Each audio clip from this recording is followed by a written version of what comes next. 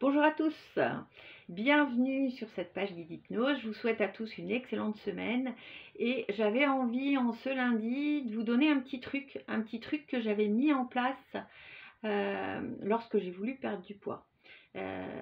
Donc pour la petite histoire, j'ai subi une lourde intervention cardiaque qui, avant cette intervention, m'avait empêché de bouger. Moi qui ai toujours été une personne très active, qui aimait bouger, faire du sport, et bien c'est vrai que quand on a une pathologie cardiaque, et bien le corps ne suit plus et on est un peu trop souvent amené à rester dans son canapé et à ne pas pouvoir faire toute l'activité qu'on aime faire.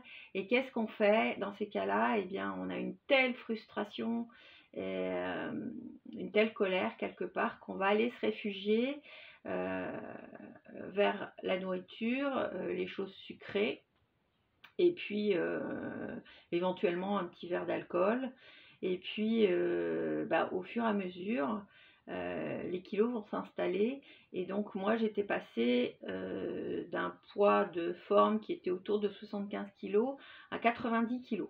Voilà, donc lorsque je me suis fait opérer de mon intervention cardiaque, je suis grande, donc c'est vrai que les 90 kilos, je les portais pas trop mal, et c'est vrai que les médecins m'avaient pas trop embêté avec cette histoire de surpoids. Mais néanmoins, lorsque j'ai retrouvé ma capacité en fait à bouger, parce que il faut savoir que lorsqu'on a une intervention cardiaque, c'est un petit peu miraculeux quand même, parce que très vite on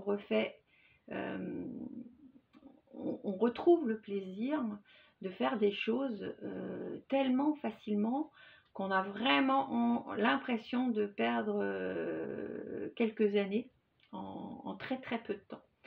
Donc bien sûr,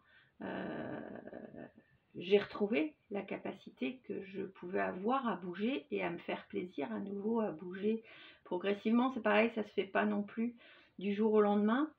Il y a un travail de répétition et de progressivité qui doit s'installer dans ces cas-là. Et puis très vite, une fois que j'ai retrouvé mon agilité et mon habileté à bouger de nouveau, j'ai vu tous ces kilos en trop et je me suis décidée à m'en débarrasser, à m'en délester, parce que je me suis dit aussi que ça ne pouvait qu'être un plus pour aider mon cœur à encore mieux fonctionner et à pouvoir retrouver toutes les super émotions que je pouvais avoir à faire du vélo, à marcher, à nager, à palmer, enfin voilà. Et donc, parmi les stratégies que j'ai mis en place, eh bien, comme je commençais un petit peu à m'intéresser à toutes ces notions inconscientes, d'ancrage, d'interrupteur à émotion, eh bien, j'ai imaginé de porter ce petit bracelet rouge à mon poignet et de m'en servir justement pour ancrer déjà par la vue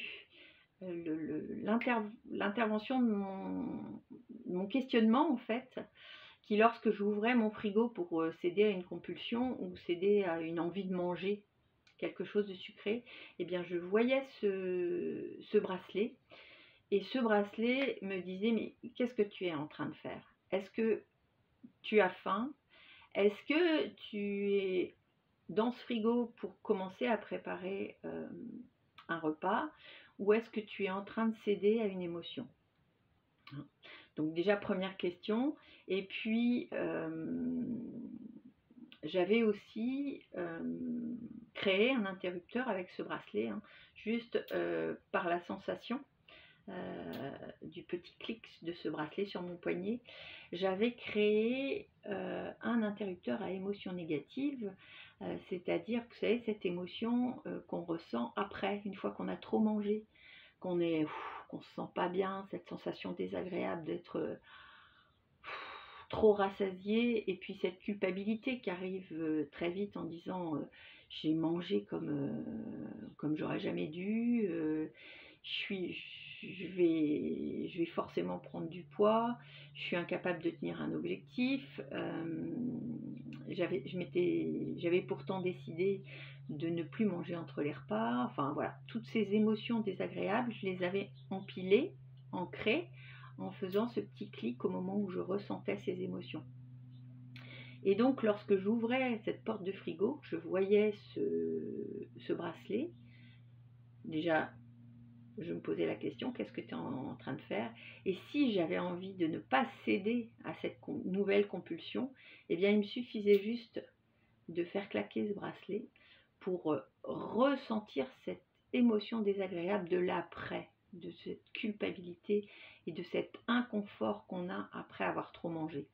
Et du coup, comme le cerveau est bien foutu aussi, et qu'il nous éloigne de tout ce qui est pénible, et qui va mettre plutôt en place des choses qui sont agréables, eh bien, immédiatement, mon cerveau me disait, ferme ce frigo, tu n'as besoin de rien à ce moment-là. Tu as bien mangé ce midi, tu vas manger ce soir, et tu n'as pas besoin de céder à cette compulsion. Tu peux faire autre chose, tu peux aller marcher, tu peux aller faire du vélo, tu peux aller à la piscine, tu peux aller nager, tu peux aller faire autre chose que de céder à cette compulsion. Bien sûr, cette autre chose, il faut bien sûr qu'il vous fasse plaisir. Moi, c'était le cas. Mais bien sûr, comme le cerveau va aller chercher plutôt quelque chose de plaisant pour lutter contre cette émotion désagréable que vous avez déclenchée, eh bien, il va vous proposer quelque chose qui va vous aider dans l'atteinte de cet objectif. Voilà, écoutez, je vous souhaite une excellente journée et je vous dis à très bientôt.